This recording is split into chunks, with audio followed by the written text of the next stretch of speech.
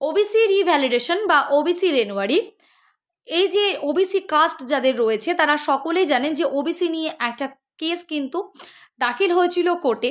তো সেই কেস কিন্তু অনেক দিন যাবৎ চলেছে।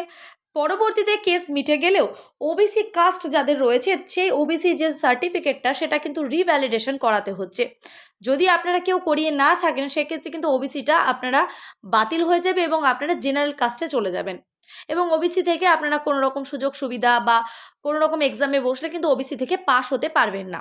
তো আশা করি বোঝাতে পেরেছি। এবার আপনি যদি গ্রাম পঞ্চায়েত এলাকার হয়ে থাকেন সেক্ষেত্রে আপনাদের কী কী ডকুমেন্টস দিতে হবে এবং আপনাদের তার সাথে আরও কোন কোন ডকুমেন্টস লাগতে পারে এবং কোথায় জমা করবেন সমস্তটাই জানাবো। এবং আপনি যদি পৌরসভার আন্ডারের হয়ে থাকেন সেক্ষেত্রেও আপনাদের কী কী ডকুমেন্টস লাগবে, কোথায় জমা দেবেন, সমস্তটাই থাকবে আজকের এই ভিডিওতে। তার জন্য ভিডিওকে স্কিপ করবেন না, কারণ স্কিপ করলে আপনারা বুঝতে পারবেন না। আমি সমস্তটাই, নিচে অনেকগুলো অপশন রয়েছে সেগুলো কিন্তু সমস্তটাই আমি আপনাদের একটার পর একটা বুঝিয়ে বলে দিচ্ছি। তো প্রথমে বলি যে ওবিসি রি-ইস্যুজ করার জন্য অনলাইন করার পর আবেদনপত্র সহ কী কী নথি সাজিয়ে বিডিও অফিসে জমা দেবেন। মানে আপনাদের যে ওবিসি কার্ডটি রয়েছে সেই কার্ডটিকে আবার পুনরায় অনলাইনের আপনাদের আবেদন করতে হবে এবং আবেদন করার পর আপনাদের স্লিপটা বেরোবে সেটা কিন্তু লাগবে। তার সাথে লাগবে দেখুন অ্যাকনলেজমেন্ট স্লিপ 2 কপি লাগবে, অনলাইন আবেদনপত্র 1 কপি। মানে আপনাদের যে ওবিসি কার্ডটি রয়েছে সেই কার্ডটিকে যে অনলাইনে আবেদন করবেন সেই স্লিপটা কিন্তু আপনাদের দিতে হবে। মানে আপনাদের পুরনো যে ওবিসি কার্ডটি রয়েছে সেই ওবিসি সার্টিফিকেটের কিন্তু 1 কপি জেরক্স আপনাদের দিতে হবে। আবেদনকারীর পিতা বিডিও ইনকাম সার্টিফিকেট। এবার বলে রাখি, যদি আবেদনকারীর পিতা মানে আপনারা যদি নিজেরা যারা রয়েছেন তারা কিন্তু পঞ্চায়েত এলাকারও হয়ে থাকেন সেই ক্ষেত্রেও আপনাদের বিডিওর ইনকাম সার্টিফিকেটই লাগবে। এরপর পিতা যদি না থেকে থাকে সেক্ষেত্রে মায়ের ইনকাম সার্টিফিকেট ভিডিওর লাগবে, সেটাও আপনাদের দিতে হতে পারে। যদি বাবা মৃত হয়, উভয় মৃত হলে আবেদনকারীর ইনকাম সার্টিফিকেট দিতে হবে। যদি আবেদনকারীর বাবা বা মা চাকুরিজীবী হয় সেই ক্ষেত্রে পে স্লিপ, 1 বছরের পে স্টেটমেন্ট ফর্ম 16 অবসরপ্রাপ্ত সরকারি চাকুরিজীবীর ক্ষেত্রে পিপিও এবং পেনশন স্টেটমেন্ট ট্রেজারি থেকে প্রাপ্ত। আশা করি বুঝতে পেরেছেন। যদি আপনাদের বাবা অথবা মা কোনো সরকারি চাকরি করে থাকে সেক্ষেত্রে যে টাকাটা তারা মাসে পান সেই টাকার কিন্তু 1 বছরের পে স্টেটমেন্ট আপনাকে দেখাতে হবে। এবার 5 নম্বর বলা হয়েছে আবেদনকারীর বাবা অথবা মা যদি বাবা মৃত হয় এর স্বঘোষণাপত্র স্লেভ ডিক্লারেশন সাদা কাগজে নিজের পেশা ও নিজের বাৎসরিক আয় সুনিশ্চিত করা উল্লেখিত আকারে সই করে দিতে হবে। মানে আবেদনকারীর বাবা অথবা মা যদি মৃত হয়ে থাকে এবং তাহলে তার কিন্তু যে মৃত্যু সার্টিফিকেট সেটা আপনাদের দিতে হবে।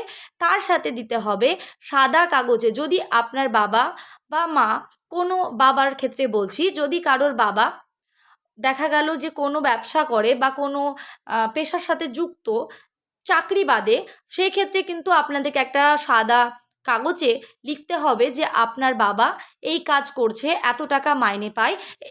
এবং এটা মাথায় রাখবেন যে বিডিওস ইনকাম সার্টিফিকেটে যে টাকাটা আপনারা লিখবেন সেই টাকাটাই কিন্তু সাদা কাগজেও আপনাদের বাৎসরিক আয় হিসেবে লিখতে হবে এবং তার নিচে বাবার সিগনেচার দিতে হবে।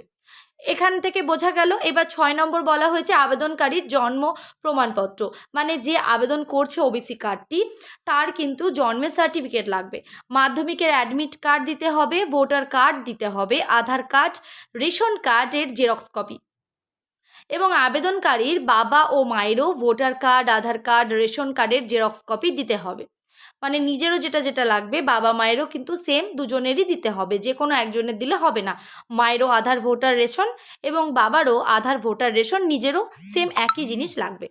তারপর বলা হয়েছে আবেদনকারীর 15/3/1993 সাল বা তার আগের থেকে পশ্চিমবঙ্গের বসবাসের প্রমাণ হিসেবে যে কোনো সরকারি নথি অথবা বাড়ি বা জমির দলিলের জেরক্স কপি। মানে আপনি যে 15/3/1993 সালের আগে এই পশ্চিমবঙ্গে বসবাস করছেন তার একটা প্রমাণ আপনাকে দেখাতে হবে।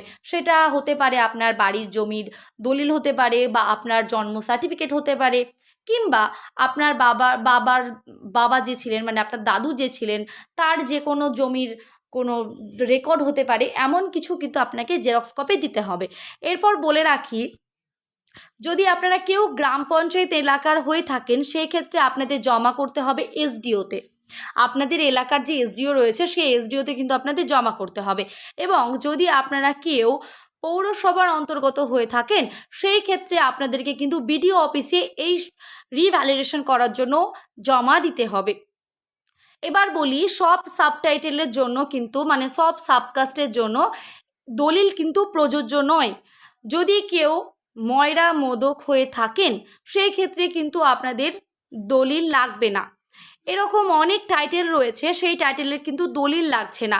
আপনারা নিজের এসডিও বা বিডিওতে যাবেন, সেখানে আপনাদের ওবিসি যে কার্ডটি রয়েছে সেই কার্ডটি নিয়ে জিজ্ঞাসা করে আসবেন আপনাদের কি কি ডকুমেন্টস দিতে হবে। তারা সম্পূর্ণভাবে স্পষ্ট জানিয়ে দেবে, কারণ আমি যেগুলো বললাম এই ডকুমেন্টসের মধ্যেই আপনাদের সমস্ত দিতে হবে।